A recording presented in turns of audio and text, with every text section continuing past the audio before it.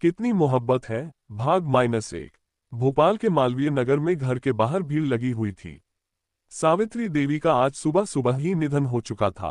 परिवार के नाम पर उनकी एकमात्र बेटी मीरा राजपूत थी।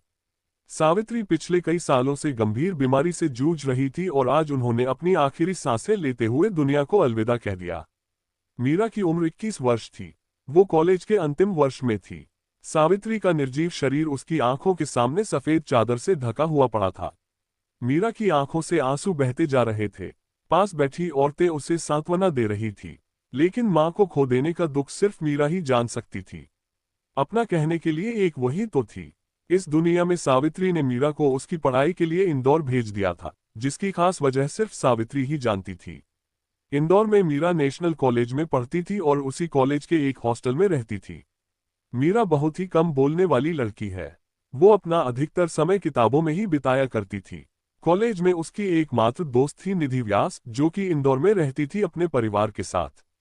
निधि और मीरा दोनों बहुत अच्छी दोस्त थीं।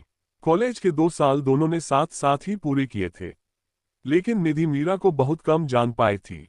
वजह थी मीरा का अंत मुर्गी होना, या शायद हालातों ने उसे उम्र से पहले ही परिपक्व बना दिया। मीरा इस बार बिना निधि को बताए भोपाल आ गई थी। सावित्री के अंतिम संस्कार की तैयारी हो चुकी थी।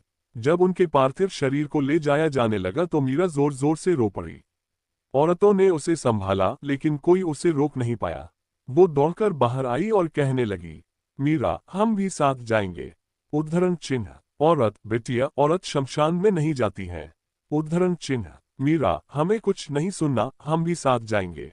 उद्धरण चिन्ह। विश्वनाथ, चलने दीजिए काका, अग्नि के लिए किसी अपने का होना भी जरूरी है, और आजकल क्या लड़का क्या लड़की। चलने दीजिए। उद्धरण चिन्ह। सभी वहां से सावित्री का पार्थिव शरीर लेकर निकले।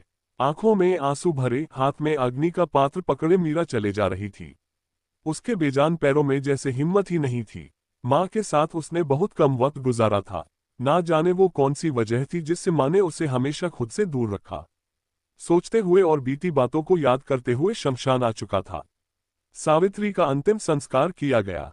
इकलौती वारिस होने के कारण उसी ने मुखाग्नि भी दी। उन पलों में मीरा को संभालना बहुत मुश्किल हो रहा था। वहां मौजूद सभी की पलकें नम हो गईं। 1 महीने बाद मीरा इंदौर आई। उसने कपड़े बदले, अपनी बुक्स उठाई और कॉलेज आ गई। कॉलेज आकर उसने प्रिंसिपल से बात की और उन्हें अपनी मां के देहांत के बारे में बताया। चूंकि मीरा कॉलेज में सबसे होनहार स्टूडेंट थी, इसीलिए प्रिंसिपल ने उसकी 1 महीने की लीव को मान लिया। मीरा प्रिंसिपल का शुक्रिया अदा करके बाहर आ गई।